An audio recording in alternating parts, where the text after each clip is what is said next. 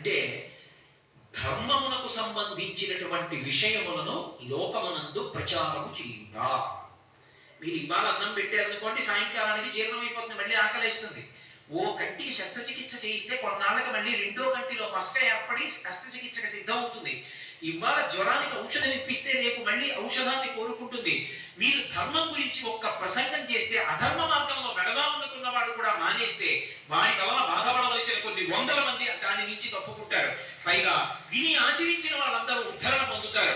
అందుకే ప్రవచనానికన్నా ధర్మ ప్రచారం కన్నా గొప్పది లోకంలో ఇంకొకటి లేదు. అది ఆత్మోద్ధరణ హేతు. అందుకు ఈ దేశంలో మహాత్ములు కూడా తమలో తాము రమించి ఆత్మానుభవాన్ని పొందగలిగిన యోగులు కూడా ఆ మౌనాన్ని విడిచిపెట్టి ప్రత్యేకంగా వచ్చి వాళ్ళకి మౌనం విడిచిపెట్టడం ఇష్టం కాకపోయినా మన కోసమని మాట్లాడతారు. అందుకే వాళ్ళు అనుగ్రహించి మాట్లాడారు కాబట్టి వాళ్ళు మాట్లాడితే ప్రవచనం చేశారు, ఉపన్యాసం చెప్పారు, అందులో అనుగ్రహ భాషణం చేశారంట. ఎందుకని అంటే వాళ్ళు మాట్లాడక్కల వాళ్ళు మౌనంలో ఒక్కటైపోయి అన్ని లోపలికి తీసుకుని రమిస్తారు. అలా రమించగలిగినటువంటి వాడు తన సౌఖ్యాన్ని పక్కన పెట్టి వచ్చి మాట్లాడుతున్నాడు. ఎందుకని? అయ్యో వీళ్ళు పాడైపోకూడదని మనకు ఉపదేశం చేస్తున్నాడు ఆయన. ఆ ఉపదేశం శాస్త్రాన్ని ఆధారం చేసుకుని జరుగుతోంది. ఆ ధర్మ ప్రచారమునకు లోకంలో అంత పెద్ద పీఠం.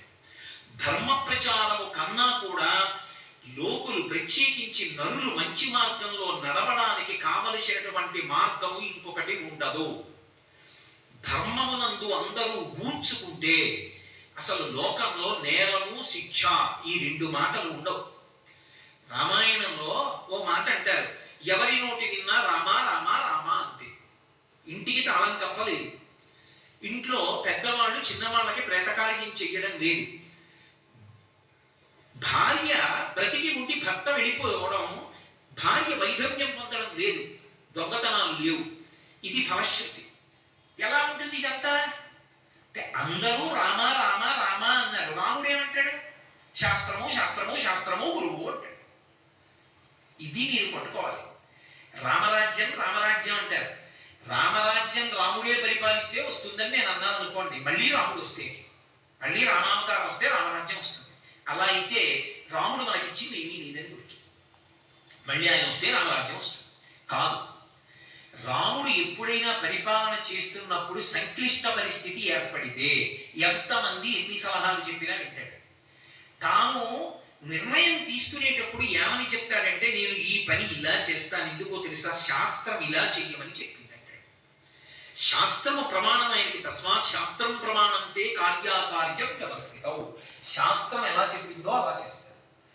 శాస్త్రం ఎలా చెప్పిందో అలా చేసినటువంటి రాముని యొక్క పరిపాలన యందు ఎవ్వరూ బాధపడకుండా ఉన్నారు అంటే నువ్వు కూడా శాస్త్రమును ప్రమాణంగా చేసుకుని పరిపాలన చేస్తే అప్పుడు కూడా రామరాజ్యమే వస్తుందని చెప్పాలి. అంతేగాని రాముడు వస్తేనే రామరాజ్యం వస్తుందంటే రామరాజ్యం రాముడు వచ్చేలాగా రాదు అని అక్కడ కనపడ. కాబట్టి సాశ్రద్ధ కవితా సిద్ధి ఇలా వస్తూపలభ్యతే. బాగుందండి, మీరు ఏదో తలపట్టుకు చెప్తున్నారు, సంతోషం. కానీ శ్రద్ధ కలగకపోతే ఎంత మీరు చెప్పినా ఇక్కడ విన్నప్పుడు పోనీ మీ మీద ఎందుకు చెప్పెట్టడం, ఈ ప్రసంగం చేస్తున్నప్పుడు నాకు శ్రద్ధ ఉంది కానీ కిందకి దిగేటప్పుడు పోయింది అనుకోండి, ఏదో దొంగతనం చేయాలనిపించింది అనుకోండి, అప్పుడు ఎవరికి చెప్పను? మళ్ళీ బెంగళూరు వచ్చినప్పుడు మీకు చెప్పనా, ఏమంటే దొంగ బుద్ధి గురించి మీతో చెప్పాను కానీ ఆ రోజు సవరించి వెళ్ళగానే ఏదో చిన్న వస్తువు ఎత్తుకుపోయాను ఇష్టమండి, ఏమిటో మరి ఆ రోజే దొంగతనం చేశాను విచిత్రం అని మీకు చెప్పనా? కాదు, అలా చెప్పలేదు శాస్త్రం. శాస్త్రం ఏం చెప్పిందంటే, నీ బలహీనత ఏది ఉందో దాన్ని బలహీనతగానే నువ్వు గుర్తించగలిగితే. ఆయన అలా చెప్తాడు కానండి, కళ్ళ ముందు దొరికింది ఎక్కడ వదిలేస్తామండి అన్నవాడికి భగవంతుడు ఏం చేస్తాడు? ఆయన అలా చెప్పాడు, అది సత్యం, నేను అలా తీసుకోకూడదు పక్క వాళ్ళని, కానీ దొంగతనం చేసేసాను, నాకు ఈ బుద్ధి పోవట్లేదు, ఏదో ఒకలా పక్క వాళ్ళని ఎత్తుకొద్దామన్న భావన ఉంటుంది. ఇది ఎలా అంటే ఎవరికి చెప్పమని చెప్పిందంటే, అసలు నీకు ఈ సంకల్పాలు రావడానికి కారణమైన మనసుని నీకు ఇచ్చిన వాడు ఎవరు? భగవంతుడు. ఆయనకే చెప్పు. ఆయన దగ్గర చెప్పేటప్పుడు దాపరికం ఉంటుంది. ఉన్నట్టుగా ఆయన ఉన్నాడు అని నమ్మి ఆయన దగ్గర కూర్చుని చెప్పు. అంతేకాని కాశీ నుంచి నేనే కొనుక్కొచ్చానండి విగ్రహం అంటే ఆయన పలకడం, అది విగ్రహం కాదండి, అది నేను కాశీ నుంచి తెచ్చిన విగ్రహం కాదండి, అది పరమాత్మ అంటే అప్పుడు పలుకుతాడు. సత్యసాయి బాబా గారు ఒక ఉదాహరణ చెప్తుండేవారు. వెనకటికి ఓ పిల్లాడికి ఎప్పుడు చూసినా పూర్ణత్వమే అంటే అన్ని సున్నలే వచ్చేవి. ఎవరో ఒక ఆయన దగ్గరికి వెళ్ళి అడిగాడు, నా ఉపన్యాసం చెప్పిన ఆయన, నాకు మార్పులు రావట్లేదు, ఏం చేయమంటారు? విఘ్నేశ్వరుడు పూజించుకోవాలి. ఆయన విఘ్నేశ్వరుడు బొమ్మోట పెట్టి అగరత్తుల పాపం 30 రోజులు తిప్పి పరీక్ష వెళ్ళాడు, మళ్ళీ సున్నా. ఎందుకు ఇది? ఇంకో ఆయన అడిగాడు, అమ్మవారిని పూజించు, శారదని పూజించు. ఈ విఘ్నేశ్వరుడిని అలా పెట్టేసి దూరంగా అమ్మవారిని తెచ్చిపెట్టి సరస్వతీదేవికి అగరత్తులు పెట్టాడు, మళ్ళీ రాలా, పక్కన పెట్టేశాడు. ఇంకో ఆయన అడిగాడు, శివుణ్ణి పెట్టబోయే జ్ఞానం ఇస్తాడు. శివుణ్ణి పెట్టి అగరత్తులు ధూపం వేస్తున్నాడు. ధూపం వేస్తుంటే ధూపం ఎక్కడేశారో అక్కడే ఉంటుంది ఏమిటి, అది అలా పోతుంది గాలిలో పొగ వెళ్ళిపోయి. ఈయనకి మార్కులు ఇవ్వనటువంటి దేవుళ్ళు ఉన్నారే, విఘ్నేశ్వరుడు సరస్వతీదేవి, అక్కడ పోయింది. ఈయన ఆ రోజున ఇలా ధూపం చూపిస్తూ ఇలా చూశాడు. అన్నన్నా ఒక్క మార్కి ఇప్పించలేదు కానీ ధూపం పీల్చేస్తున్నారా అని గబగబా వెళ్ళి 2 ఉత్తరీయాలు తీసుకొచ్చి విగ్రహాల ముక్కులు కట్టేశాడు. గభాలను విఘ్నేశ్వరుడు సరస్వతీదేవి లేచారు. లేచి నిన్ను అనుగ్రహించామన్నారు. ఆయన తెల్లబోయి ధూపం వేస్తే నాకు ఎప్పుడు పలకలేదు, ముక్కులు కడితే పలికేది ఏంటన్నాడు. ధూపం వేసినప్పుడు మేము విగ్రహాలని ధూపం వేసాం, ముక్కులకి గుడ్డ కట్టినప్పుడు మేము ఉన్నామని నమ్మి గుడ్డ కట్టేశాం. ధూపం లేదు, ధూపం పీల్చేస్తున్నాం. మేము ఉన్నామని నువ్వు నమ్మితే కదరా మేము అనుగ్రహించాము. మేము విగ్రహాలంటే నిన్నలా అనుగ్రహించాం, విగ్రహంగానే ఉన్నాం. ఇవాళ ముక్కు గుడ్డ కట్టావు, మేము ఉన్నామని నమ్మావు, ఏ భావంతో కట్టావు? ఉన్నామని నమ్మావు, చాలు ఉన్నాం పలికాం, ఇచ్చి సంభో విద్య. అసలు వాడు ఉన్నాడని నమ్మితే కదా వాడికి చెప్పడం. నేను కాశీ నుంచి తెచ్చిన విశ్వనాథుడు అండి, తిరుపతి నుంచి తెచ్చిన వెంకటేశ్వర స్వామి విగ్రహం అండి, నేను ఏదో కంచి నుంచి తెచ్చిన అన్నపూర్ణ కామాక్షి విగ్రహం అండి, ఇవన్నీ నీకు తెచ్చిన విగ్రహాలేనండి. కొంత అంటే నేను ఎందుకు అండం ఎందుకు ఆ మాట వదిలిపెట్టాను. కానీ ఈ విగ్రహాలు విగ్రహాలు విగ్రహాలు అన్న మాట మీరు అన్నప్పుడు ఎందుకు పొలుగుతాయంటే పరమేశ్వరుడు ఏంటి? అసలు శ్రద్ధే లేదు అక్కడే. కాదు, వాడు ఉన్నాడు, వాడు ఆ రూపంలో కూర్చున్నాడు నా ఇంట, నా స్వామి. అందుకే సుప్రభాతం పాడితే నిలబడి పాడతారు, ఏకాంత సేవ చేస్తే కూర్చుని చేస్తారు. సుప్రభాతం ఎందుకు చేస్తారంటే చటుక్కుని లోపలికి వెళ్ళకూడదు. చటుక్కుని లోపలికి వెళ్ళిపోయారు అనుకోండి, మీరు ఏమని అడిగారు? ఏకాంత సేవ చేసినప్పుడు అమ్మవారితో కలిసి పడుకోమని అడిగారా? అమ్మవారితో కలిసి పడుకున్నప్పుడు ఇద్దరు ఎలా ఉన్నారు? చటుక్కుని తలుపు తీస్తే ఎలా? మనమే చెప్తున్నామా వెంకటేశ్వర సుప్రభాతంలో? మనం చటుక్కుని తలుపు తీయడం కాదు, మనం బయట నిలబడి కౌసల్యా సుప్రజా రామ పూర్వా సంధ్యా ప్రవర్తతే అని బోల్డన్ని గుర్తులు చెప్పేసి, అదిగో చిలకల లేచిపోయి, చిలకలు వస్తున్నాయి, పళ్ళు తినేస్తున్నాయి, ఇవన్నీ చెప్పేస్తే ఆయన చటుక్కుని లేచిపోయి, అయ్యో ఇంతమంది పిల్లలు బయట నించున్నారు, లక్ష్మి ఒక్కసారి కనపడొస్తాను, బళ్ళు తలుపు తీసి బయటకు వస్తాడు. అప్పుడు నిజంగా ఆయన బయటకు వస్తే భక్తులు అంటారు, కమలాకు చచూచుక కుంకుమతో నియతాతులనీలతనో కమలాయ తలోచనలో కపతే విజయీ భవ వెంకట శైలపతే. మాకు విజయం ఇమ్మందరో నీకు విజయం అగుగాక. ఎందుకని? సౌలభ్యం. ఆయన చటుక్కుని బయటకు వచ్చేయడంలో ఉత్తరీయం లేదు, జారిపోయి. రాత్రి లక్ష్మీదేవిని కౌగిలించుకుని పడుకున్నప్పుడు అమ్మవారు అయ్యవారిని సంతోష పెట్టడానికి తన కుచుములకు అలగకున్నటువంటి కస్తూరి ఆయన వక్షస్థలం మీద ఎర్రటి చుక్కలు కనపడుతోంది. అమ్మవారిని గాఢంగా కౌగిలించుకున్నవాడు అని తెలిసిపోతోంది. అసలే పొడి నువ్వు కూడా ఎర్రగా ఉంటే గొడవ దిగిపోయి నల్లగా ఉంటావు. ఆ నలుపు మీద ఎర్ర చుక్కలు కనపడుతున్నాయి. అమ్మవారిని గాఢాలింగనం చేసుకుని పడుకున్నామని తెలిసిపోతోంది. చటుక్కున ఉత్తరీయం కూడా లేకుండా వచ్చేసావు. మా కోసం ఇలా వచ్చేసావా? అసలే మా కళ్ళంత మంచివి కావు స్వామి, కనురాపు తగులుతుందేమో. విజయీ భవ వెంకట శైలపతే. నువ్వు అది అనుభవించాలి. అందుకని ఓ గంట కొట్టో తలుపు తట్టో పెళ్లిగా తలుపు తీస్తాడు. అంటే ఏంటి? వాడు ఉన్నాడు అన్న భావనేనా? అంతేగాని సుప్రభాతం నీ చదివానంగానే కాదు. నువ్వు చదవగా తెర తీసేటప్పటికి వాడు కనపడితే, నువ్వు తెర తీస్తే వాడు కనపడ్డాడు కాదు, నిన్ను అనుగ్రహించడానికి వాడు తెర తీశాడు. ఈ భావన ఉంటే ఆ తెర తగ్గుతుంది. త్యాగరాజస్వామి వెంకటేశ్వర స్వామి దర్శనానికి వెళ్ళారు. ఏదో కారణం ఇప్పుడు కుదరలేంటని తెర వేశారు. ఆయన ఎవరికీ చెప్పలేదు. ఆయన అక్కడ కూర్చుని తెరదీయగరాదా అని కీర్తన చేశారు. స్వామి నీకు నాకు అడ్డు ఈ మాయా అన్న తెర ఎప్పుడు ఉంది, తెర తీయవా అని అడిగారు. బళ్ళు అని తెలుసుకుంది తెర. ఇప్పుడు తెర ఎవరైనా తీసి దర్శనం ఇచ్చారా? తెర ఆయనే తీయించి దర్శనం ఇచ్చాడా? తెర తీసి దర్శనం ఇచ్చారని అనకూడదు, తెర తీయించి దర్శనం ఇచ్చాడన్న. నువ్వు పాడిన సుప్రభాతానికి ఆయన అనుగ్రహించాడు. ఆ భావన లేనప్పుడు ఎన్ని మాటలు సుప్రభాతానికి వెళితే నీకు మనసులో ఆ పండిన అనుభూతి కలుగుతుంది. వాడు ఉన్నాడు అన్న భావన నీకుంటే, మళ్ళీ వెనక్కి రండి. ఇదంతా ఎందుకు చెప్పానంటే, నీకు మనసిచ్చిన వాడు వాడే కాబట్టి వాడికి చెప్పు ఆ మాట. ఈశ్వర శ్రద్ధ ఉండాలని మీరు చెప్పారు, దొంగతనం చెయ్యొద్దని చెప్పారు, పరమాద్భుతమైన ఈ శరీరాన్ని ఇచ్చారు. దీన్ని 7 ధాతువులతో కప్పారు. చర్మము, రక్తము, మాంసము, కొవ్వు, అస్థి, శుక్ల, మేధ. చర్మం మీద ఒక్క పిసరు ఇలా తొలగితే ఈగలు, దోమలు, చీమలు పట్టి పీకేస్తాయి, రక్తం కారిపోతుంది. ఎంత అద్భుతంగా పెట్టావయ్యా ఈశ్వరా ఈ చర్మాన్ని. చిన్నప్పుడు నా చెయ్యంతున్నాను అప్పుడు పెట్టిన చర్మం. ఆ తర్వాత 6 అడుగులు పెరిగాను. ఆ చర్మం సాగిపోవడంలో ఎక్కడ పక్కన పగిలిపోలేదు, అలా అందంగా సాగిపోయింది. అంతేగాని పెరుగుతున్నాడని బయట నుంచి చర్మం తెచ్చి అతికించలేదు ఎవరు. ఎంత గొప్పగా పెంచావయ్యా ఈ శరీరాన్ని. 10 గోళ్ళు సమానంగా పెరుగుతాయా? వెంట్రుకలన్నీ సమానంగా పెరుగుతాయా? ఆకలేస్తే లోపల మంట పెడుతుందా? దాహం వేస్తే నీళ్లు కావాలని అడుగుతుందా? కడుపు నిండిపోతే త్రేణు పొచ్చి ఇంకా చాలే లోపల పొయ్యకని చెప్తున్నావా? నిద్రపోతే ఊపిరి తీస్తున్నావా? ఈశ్వరా నీకు నేనేమి ఇచ్చి ఉపకారానికి రుణం తీర్చుకోను. అందుకే అసలు దొంగతనాల కల్లా పెద్ద దొంగ ఎవరో తెలుసండి? దొంగతనాలు చేసే వారికి నాయకుడు ఎవరంటే పరమేశ్వరుడు. ఇదేమిటండి మళ్ళీ మీరు ఇలా అంటారంటారేమో. నేనంటలేదు, వేదం అంది. తస్కరాణం పతయే నమో నమో అందా లేదా? ఎవరు దొంగ? మనకి తెలియకుండా చేసేవాడు దొంగ. ఎత్తుకుపోయాడో ఇచ్చాడో ఏం చేసినా దొంగతనం.